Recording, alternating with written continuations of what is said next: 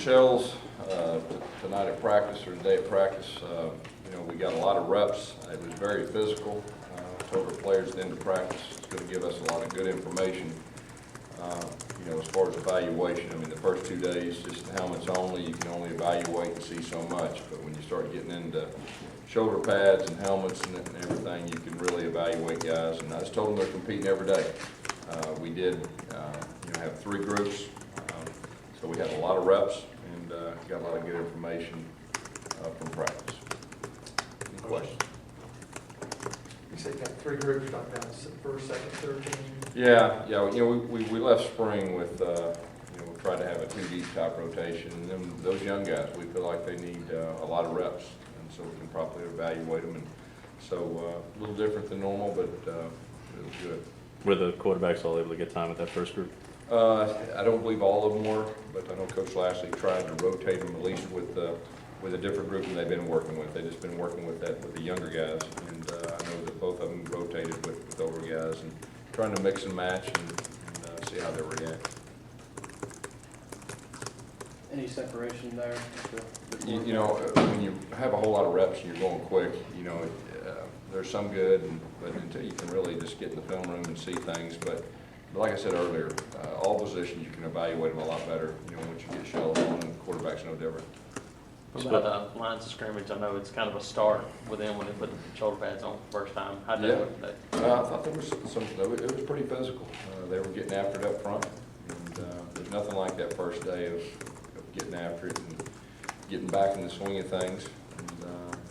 And there was a few mistakes, but at the same time, I think for the most part we had some guys being fairly aggressive up front. Offensive line, how's that kind of progressed? Because it looks like kind of the same group been working a little bit together. So Yeah, and Coach Grimes is trying to rotate some guys in and give them a chance too. I think we'll have a chance to have some depth, which is always good. And we're just trying to identify, who they are and where they stack up. How does your right tackle position look like right now? I know Patrick ended the ball, but now there's more competition. Avery's back. I mean, who's the guy right now at right tackle? Of course, Pat left spring, in that spot, and he's still doing a solid job. Avery's a very good player, and Sean Coleman, we've been mixing and matching at right and left tackle. So I know the first day or so it looked like they were all at right, but they're also going back at left too. Is that competition pretty wide open for the starter job on the right side? I would say all positions are pretty wide open, until we get a week or so down the line. Gus, is there any positions where you're maybe experimenting, moving a guy from a different place than he played in the spring?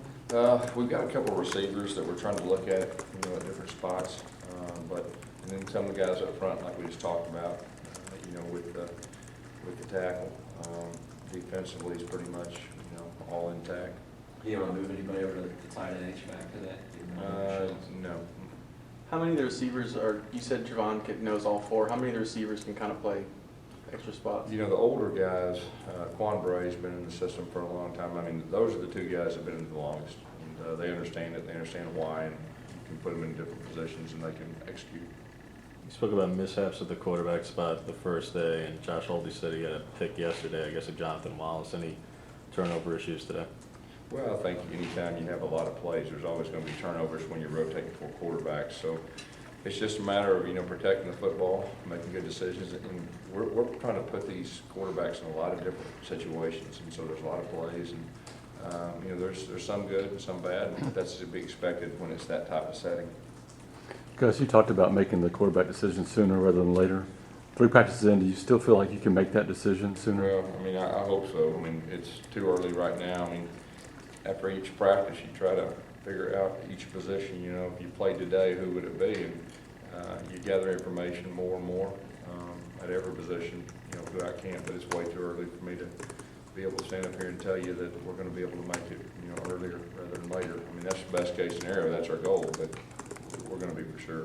Maybe one of the few things that you can tell in just the first couple of days of camp, obviously, is who the leaders are going to be on the field. Who have you seen step up just at the start of camp and take over that leadership role in the field? Well, really it's kind of the same guys that we left spring as far as leaders. Because you got to understand, we're straining them. And it's hard to be real vocal when we're practicing at the pace we are. Reese Dismukes and Jay Frosh on offense, they're still vocal, and of course Justin Garrett. And I think those guys in the back end, like Chris Davis, I mean, there's some really good leaders over there too.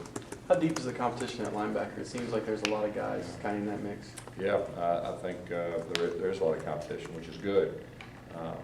But, you know, linebacker's a position that, you know, once you get scrimmage and you play tackle football, you can evaluate a little bit better.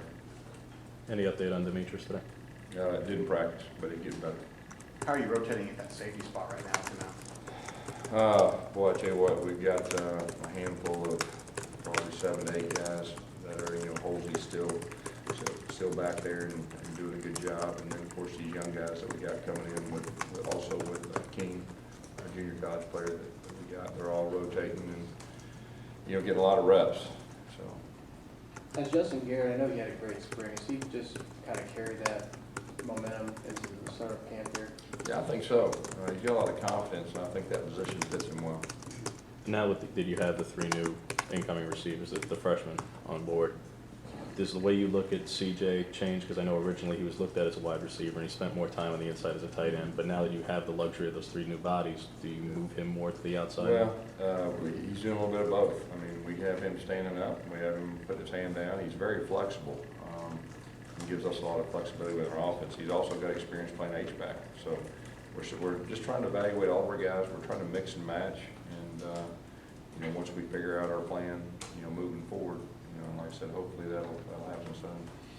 What do you like out of your H-back? I mean, what's a prototypical Gus Malzahn H-back? You know, somebody that can do it all. You know, somebody that can block and catch, and that's a position that you know, you got to have some football savvy smarts to you also.